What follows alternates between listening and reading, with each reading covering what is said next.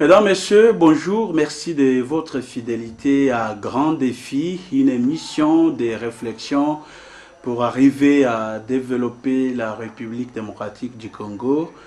Une émission où nous accueillons des politiques, des experts, des spécialistes en matière pour pouvoir évoquer les différents défis dans les différents secteurs de la vie nationale, proposer des pistes de solutions aux gouvernants et aux décideurs pour pouvoir faire avancer la République démocratique du Congo.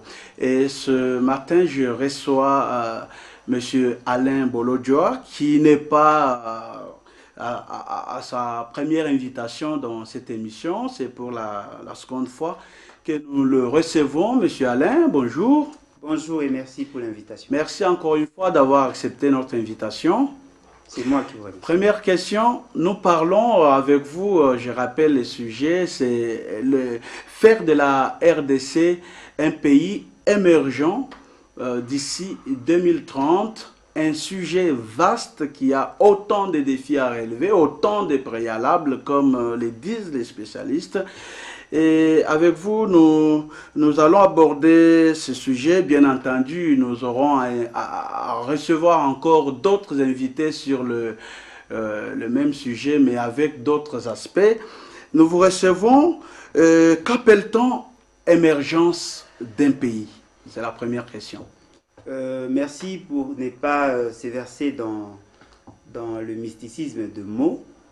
Je voudrais tout simplement donner un élément essentiel et puis partant de cet élément, on saura comment définir l'émergence. Dans mon entendement, l'émergence n'est qu'une phase du développement, c'est-à-dire pour atteindre l'émergence, pour atteindre le développement, on doit passer impérativement par des phases. Et si nous prenons les pays qui sont classés parmi les pays émergents, eh bien on tient compte d'abord de l'état des infrastructures, on tient compte du revenu par habitant, on tient compte de certains éléments, notamment sur le plan mental, sur le plan culturel, parce qu'aujourd'hui, la définition du développement voudrait assez que l'on intègre plusieurs dimensions. Et lorsqu'on parle de l'émergence, on doit voir, si je prends l'aspect financier, on pense généralement à une consommation, c'est-à-dire la capacité de la population à consommer, et généralement on fixe à 20 ou 25 dollars selon les cas. C'est-à-dire un pays où on trouve la population qui a un revenu pour la consommation de 20 dollars par jour est classé parmi les pays émergents. C'est-à-dire si on essaye de faire des calculs, on estimera que celui qui a 650 dollars le mois est considéré comme un non pauvre et donc il est en voie de développement. Il peut atteindre l'émergence s'il y a d'autres éléments tels que la desserte en eau, en électricité, la sécurité, l'accès à l'éducation, l'accès à la santé, tous ces éléments, il peut avoir l'accès. Il n'est pas développé, mais il est en voie de développement. C'est ce qu'on pourrait appeler émergence. Alors, est-ce qu'il y a... quel est le niveau actuel de notre pays, la RDC, dans ce processus de l'émergence? Bon, si on prend, en prenant en compte nos indicateurs, nous sommes dans un état embryonnaire. C'est-à-dire nous n'avons pas encore atteint le niveau préalable pour atteindre l'émergence. Nous n'avons pas encore atteint le revenu intermédiaire, c'est-à-dire nous sommes encore en bas de l'échelle, mais c'est qu'il faudrait reconnaître que depuis quelques temps, je prends depuis 2001, il y a une série de réformes qui ont été initiées pour nous permettre d'atteindre cet état des choses. Et si nous prenons par rapport à ce qui est voulu par le gouvernant, on nous parle de l'émergence et on fixe une période. Et généralement, lorsqu'on parle de l'émergence en République démocratique du Congo, on voit 2030-2035. C'est-à-dire, nous avons commencé à jeter les bases pour atteindre l'émergence, mais non encore trop loin pour atteindre cet objectif voulu par tout le monde. Je retiens, vous avez dit, nous sommes encore à un niveau très bas, à un état embryonnaire, et il nous reste que 14 ans pour atteindre 2030 et alors on est en train de penser que d'ici 2030, la RDC sera un pays émergent. C'est de la poudre aux yeux ou bien c'est de la réalité? C'est de l'ambition. Parce qu'il faudrait ambition, c'est-à-dire nous voulons, tout en prenant en compte les contraintes qui sont les nôtres, nous faisons une sorte de projection. Partant de l'évolution que nous enregistrons, si je peux rappeler, depuis 2002, en 2001, nous avons un taux de croissance négatif.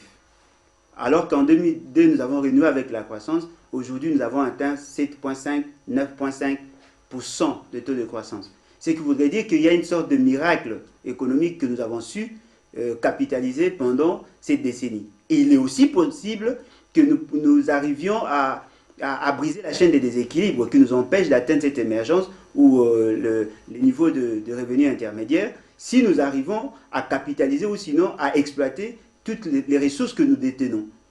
Nous sommes différents de la Chine et des autres États tout simplement parce que nous avons un potentiel naturel qui peut nous permettre, n'est-ce pas, d'atteindre cet objectif, surtout sur le plan financier. Mais malheureusement, jusqu'à preuve du contraire, nous n'avons pas encore senti ou ressenti l'imprégnation de cette vision au niveau de la base. C'est-à-dire, nous, de notre côté, nous sentons que la vision du gouvernement n'est pas encore intériorisée au niveau de la population. Parce que si vous vous rendez compte, tous les pays émergents aujourd'hui ne le sont pas seulement par la seule volonté des dirigeants, mais aussi l'imprégnation de la vision de la population. Voilà pourquoi nous estimons, pour que nous atteignions cette émergence, eh bien, on doit promouvoir les petites et moyennes entreprises. On doit arriver à promouvoir les micro-entreprises. On doit arriver à formaliser les nano-entreprises, c'est-à-dire des entreprises, des gens qui produisent, mais qui ne sont pas canalisés. Que nous passions de l'informel à une économie formelle. Comme ça, on saura mesurer la vraie réalité de notre PIB. Malheureusement, aujourd'hui, nous avons une économie qui est duale, où d'une part, il y a une économie formelle qui est formalisée et qui reprend pratiquement les éléments essentiels du produit intérieur brut, et d'autre part, nous avons une économie informelle qui a une incidence sur l'économie formelle, mais sans pour autant être enregistrée au niveau de l'État.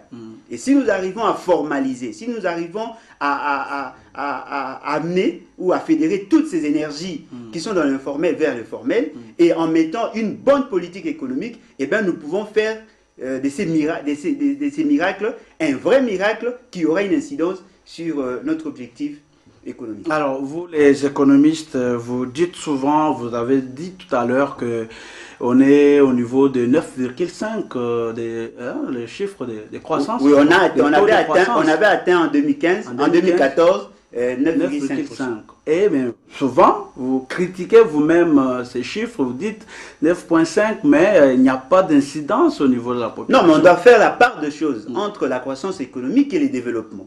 C'est ça, en fait, il y a un débat parmi le doctrinaire, c'est-à-dire le doctrinaire de l'économie qui sont plus dans la conception ou l'approche macroéconomique, et nous autres, le développement. On peut atteindre la croissance sans qu'il y ait le développement. Parce que lorsqu'on atteint la croissance, c'est-à-dire on voit, on voit l'augmentation de la production. Mais malheureusement, lorsqu'on parle du PIB, qui est l'indicateur par excellence pour mesurer ou jauger les niveaux d'activité de l'économie, on utilise le PIB. Et lorsqu'on utilise le PIB, on prend en compte tous les acteurs qui ont participé dans la production au niveau de l'État. Alors qu'il y a des expatriés qui, à la fin de leur production, transfèrent leurs dividendes ou la rentabilité pratiquement, ou tout ce qu'ils ont engrangé comme bénéfice auprès de leur banque. C'est-à-dire là où ils ont contracté ou là où ils ont pu avoir des crédits pour investir, le capitaux, le prix du capital.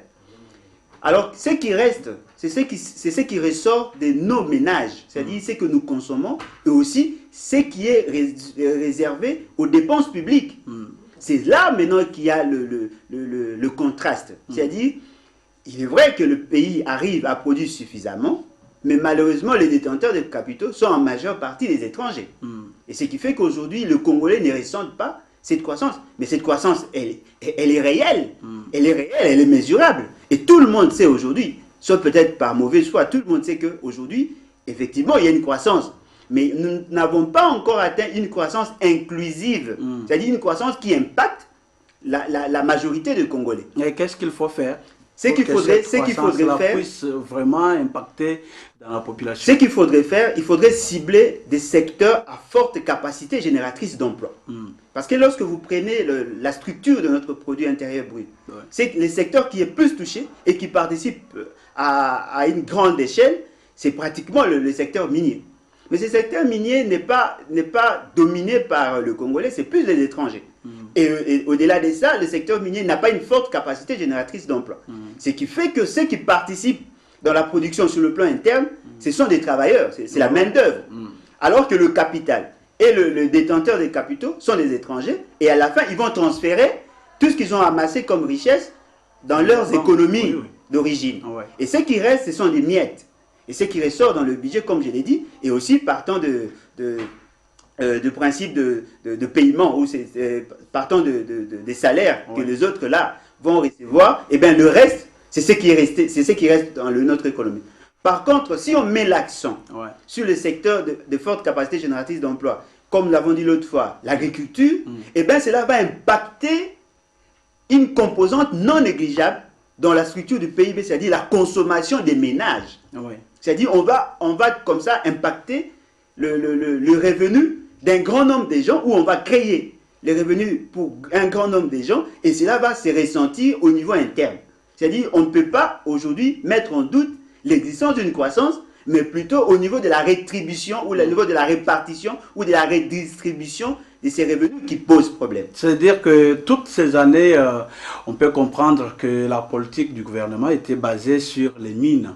Pour Effectivement. Considérer la croissance. Alors, qu'est-ce qu'il faut faire aujourd'hui pour un peu basculer vers d'autres secteurs comme l'agriculture, comme l'industrie, comme vous l'avez dit?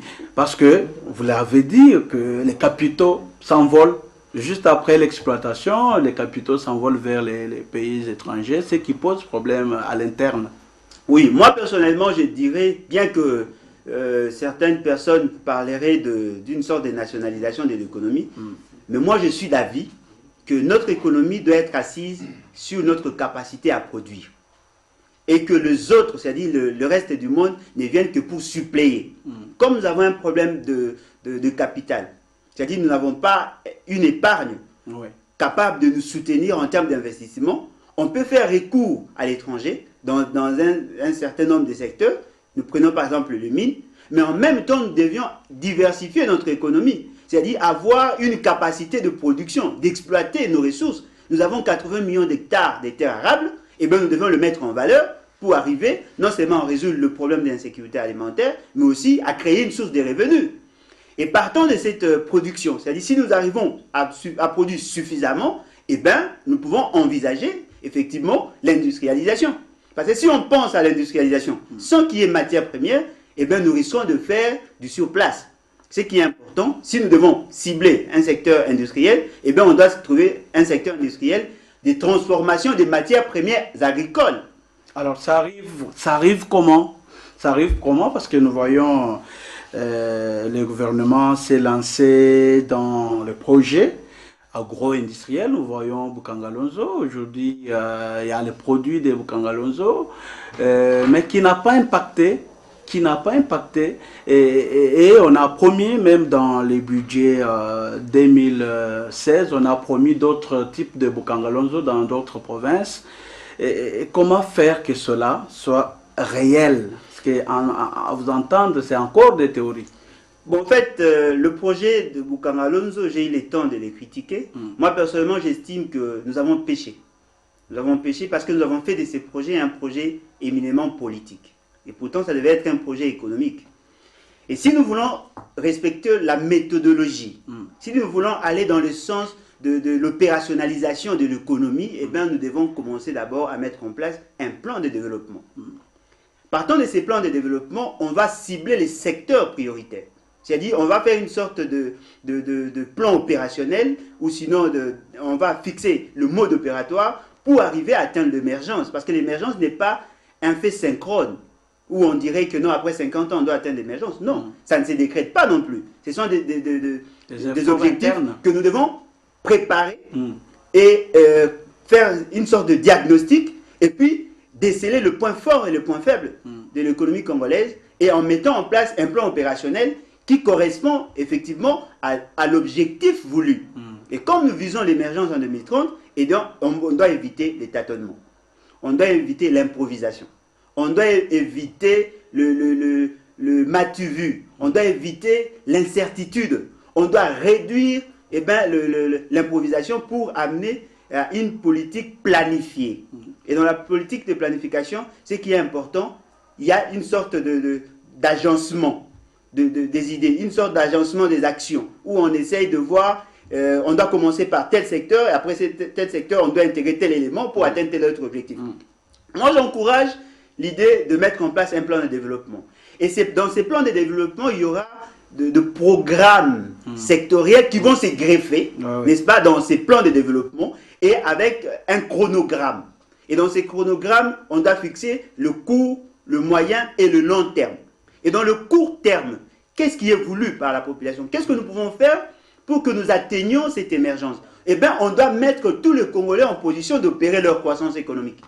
En quoi faisant? En créant des emplois. Ce n'est pas l'État qui doit créer des emplois, mais l'État doit inciter les gens à créer des emplois. C'est-à-dire on doit encourager l'initiative privée, on doit promouvoir les PME, on doit promouvoir les micro-entreprises, on doit promouvoir les nano-entreprises. Des gens qui sont déjà dans l'activité, qui manquent des capitaux, qui n'ont pas assez d'informations par rapport à leur secteur.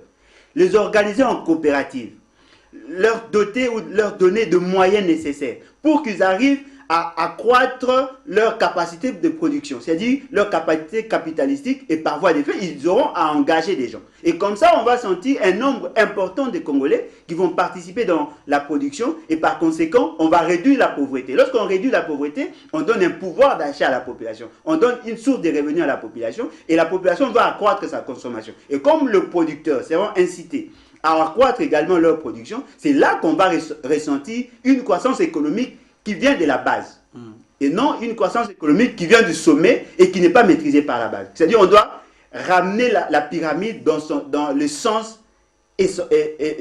sens originel, où le sommet doit être au sommet et la base doit être à la base. C'est-à-dire le développement doit commencer à partir d'en bas, et non au niveau du sommet. Parce que lorsqu'on parle de l'investissement extérieur, eh bien, ce sont des investissements qui sont négociés entre l'État et les expatriés. Et pourtant, entre l'État et les expatriés, il y a des normes qui n'impactent, qui empêchent, qui sont des choix pratiquement contradictoires, qui ne touchent pas le vécu quotidien de la population. Mais pourtant, si nous commençons par la base, l'État va sentir que son assiette fiscale va augmenter, va changer de taille, où on va avoir un grand nombre de gens qui participent dans le PIB. Et lorsqu'on va faire la sommation de produits intérieurs bruts individuels, leur sommation va donner le produit intérieur brut national, et ça va nous permettre d'atteindre 100, 200 ou 300 milliards de dollars.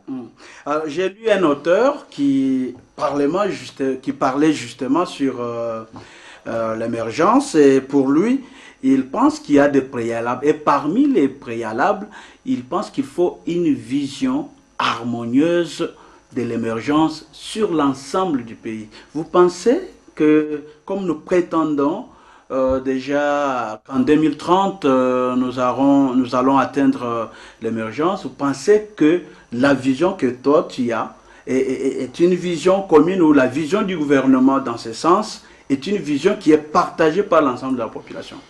Bon, en fait, il y a un problème en termes de concept.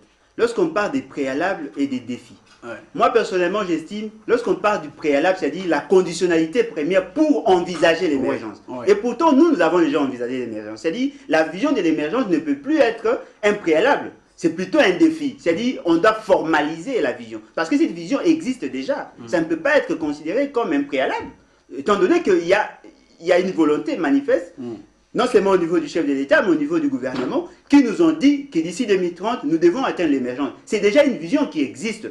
Mais maintenant, on doit arriver à formaliser. On doit arriver à planifier cette émergence. Donc, moi, j'estime de mon point de vue, modestement, qu'on ne peut pas parler de cette vision comme préalable, d'autant plus qu'elle existe déjà. Et maintenant, dans la méthodologie, dans la manière d'atteindre cet objectif, nous avons dit que nous devons passer impérativement par la conception de cette vision par tout le Congolais. C'est-à-dire on doit partager cette vision. Ça doit être intériorisé par tout le Congolais parce que l'économie voudra qu'il y ait un grand nombre de gens qui y participent pour que nous arrivions à atteindre l'émergence. Si on doit adopter une démarche d'un État-providence où l'État doit résoudre tous les problèmes et laisser la population la simple attitude de bénéficier de ces dividendes, eh bien moi je ne suis pas de cet avis. Voilà pourquoi je suis libéral. Je ne suis pas dans le socialisme où on voudrait que l'État puisse être revêtu de cet habit-là, d'État-providence qui arrive à résoudre le problème du Congolais. Non. Qu'on mette le Congolais en position d'opérer leur croissance. Et voilà pourquoi moi j'ai dit, le fait que le chef de l'État s'est prononcé, c'est-à-dire c'est une volonté manifeste de toute la République, et maintenant ce qu'il nous reste à faire, c'est de déceler le point fort et le point faible. C'est-à-dire répertorier les contraintes, le classer selon leur ordre d'importance et d'exigibilité, et ainsi produire un document essentiel pour nous permettre de séquentialiser tout ce que nous aurons à mettre comme action. Aujourd'hui, si vous prenez le Congolais, la majeure partie des Congolais sont en activité. Mais malheureusement, pour la plupart des cas, sont dans l'activité dans le secteur informel. Si nous pouvons formaliser, si nous pouvons fiscaliser ces secteurs, on va sentir que notre budget va augmenter. Et lorsque notre budget va augmenter, eh bien, il y aura la possibilité pour le gouvernement d'investir dans des grands travaux. Là, on va résoudre le problème des infrastructures, surtout en termes d'infrastructures routières, pour permettre à ce que ceux qui produisent à l'intérieur puissent amener leur production au niveau des centres de consommation. C'est-à-dire que ça serait une sorte d'incitatif. Ça va nous aider à investir dans l'enseignement. Et lorsqu'on investit dans l'enseignement, eh bien, on va avoir le moyen nécessaire pour former le Congolais selon le profil de la vision de l'émergence. C'est-à-dire qu'on doit éviter de faire des tâtonnements où on doit former plus des juristes, où on doit former plus des relationnistes, alors que le Congo aujourd'hui veut atteindre l'émergence partant de l'agriculture. Alors vous pensez qu'il soit facile de mobiliser l'ensemble de la population autour de ça? Oui, il est facile, il n'est pas impossible, ouais. Il n'est pas facile, mais il n'est pas impossible. Parce que lorsqu'on parle de l'émergence, c'est-à-dire une phase de développement, dans le développement dans sa définition, on parle d'une transformation des structures. Et parmi ces structures, il y a la structure mentale. Et dans la structure mentale, on voit la formation et l'information. On doit normaliser ou carrément adapter toute la formation par rapport à cette vision d'émergence. Lorsqu'on arrive au niveau de l'école secondaire, on a besoin d'avoir des gens qui doivent maîtriser la vision de l'émergence. C'est-à-dire qu'on doit former des gens par rapport à cette vision. Et non être dans un processus d'enseignement-apprentissage qui se base que sur la dimension cognitive, où on donne des informations. Non, on doit arriver à adopter une approche pédagogique didactique des résultats, ouais. Où on doit adapter la formation par rapport à notre vision.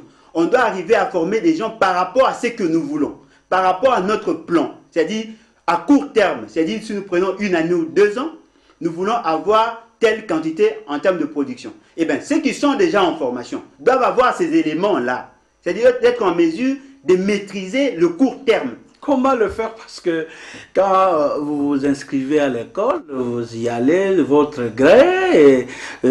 Si nous prenons le cas de notre pays, on ne fait même pas le suivi derrière pour dire un jour on entre, on dit toi, vous êtes sélectionné pour tel objectif. Jamais. Non, mais c'est ça le mal. Comme la Chine envoyait des gens à l'étranger pour apprendre la technologie. Effectivement. Alors, chez nous, ça se passe où? Non, mais ça doit se passer. Parce que lorsqu'on veut atteindre la vision de l'émergence, eh bien, on doit adapter le système d'enseignement par rapport à cette vision. Il y a des incitatifs, il y a des éléments qui peuvent attirer les gens pour aller dans le secteur voulu par l'État. Si nous prenons en termes de l'agriculture, nous autres Congolais, c'est-à-dire généralement le Quinois, qui aiment être dans des bureaux et autres, tout simplement parce que c'est ça la vision que nous avons eu à transférer ou à transmettre à ces jeunes. Mais aussi aujourd'hui, on s'est dit, tout celui qui a atteint tel âge, ou carrément celui qui vient de terminer son cycle primaire et secondaire, humanitaire, peut intégrer l'université dans le secteur voulu par l'État, par exemple, la recherche, par exemple, l'agriculture, par exemple, le médecine vétérinaire ou autre, ne paieront que la moitié. Et comme ça, les parents, qui sont déjà butés au problème des revenus, vont trouver dans cette approche, dans cette démarche, une démarche incitative qui vont amener leurs enfants dans ces secteurs.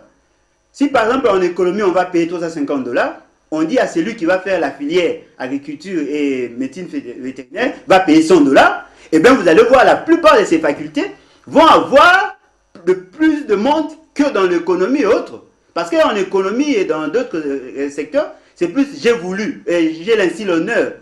Mais là, on vous forme pour créer. Et maintenant à la fin, au lieu de présenter des TFC ou de mémoire du genre un produit qui existe déjà, une entreprise qui existe déjà, et bien vous venez avec un projet bancable. Et à la fin, l'État maintenant doit financer ces projets. Si vous arrivez à amener un projet de 5 000 à 10 000 $, et à la fin, devant un représentant du ministre du Budget, devant un représentant du ministre des Finances, de l'Agriculture, de l'Industrie, vous arrivez à convaincre, et bien on vous liste parmi les gens qui doivent bénéficier du budget de l'État, le financement. Et maintenant, là, vous créez, parce que vous êtes universitaire, vous êtes dans un cadre de conception. Vous allez créer l'entreprise agricole. Dans cette entreprise agricole, vous aurez engagé des cadres de collaboration. Vous aurez engagé les exécutants. C'est-à-dire, vous créez pour vous-même l'emploi, vous créez pour l'emploi pour les autres, et comme ça, on résout le problème. Là, lorsque vous allez produire, l'impact de votre action va se ressentir naturellement auprès de votre base, c'est-à-dire des gens qui sont aux alentours de votre activité. Vous allez produire, par exemple, le maïs. En même temps, il y a un ingénieur qui est formé à l'ISTA pour transformer les maïs. En même temps, il y a quelqu'un qui est formé, soit à l'ISTA, pour créer le source d'énergie. Là, ça crée maintenant un cercle vertueux de la croissance. Là, nous arrivons à capitaliser tous les secteurs de la formation par rapport à l'objectif de l'émergence. Mais si nous allons dans le tâtonnement, où on commence à produire et à la fin, on n'a pas la possibilité de vendre, il n'y a pas la possibilité de transformer, et bien nous risquons de faire du surplace. Dans l'émergence comme dans le développement, l'exigence c'est la planification. On ne doit pas faire des choses par tâtonnement au risque de faire des choix contradictoires. Et là, vous rejoignez l'auteur qui pense que pour arriver à ce que vous dites, il faut des adaptations sociétales et institutionnelles. Effectivement. Il faut réadapter. Effectivement, on doit réadapter. Et qui doit le faire? C'est la volonté de l'État qui est ressentie ici. Si nous parlons de l'émergence, c'est la volonté de l'État. Il y a des options qui ont été levées. Mais malheureusement, nous n'avons pas encore atteint l'imprégnation voulue. Si on parle de la décentralisation voudrait qu'il y ait une sorte de fractionnement du pouvoir. C'est-à-dire que d'autres impulsions, les impulsions doivent venir d'en bas. Mais malheureusement, aujourd'hui, on a donné une autre connotation à la décentralisation. On n'a pas encore atteint la statue parfaite de la décentralisation telle que voulue par le constituant. Nous avons enclenché des réformes, mais malheureusement, ces réformes se limitent à un certain niveau, tout simplement parce que la politique voudrait faire de ces réformes des politiques politiques, alors qu'elles sont des politiques structurelles, des politiques structurantes. Mais malheureusement, on n'a pas encore atteint. Si au niveau de la base, je prends un exemple simple. Aujourd'hui, nous avons 145 territoires.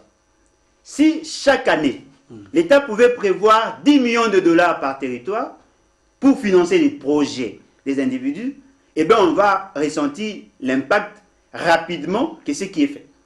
Avec 10 millions de dollars par territoire, on peut financer un grand nombre de projets individuels et aussi pour investir dans les infrastructures. Chaque année, vous avez 10 millions de dollars. Je prends le cas du territoire de Kassangoul.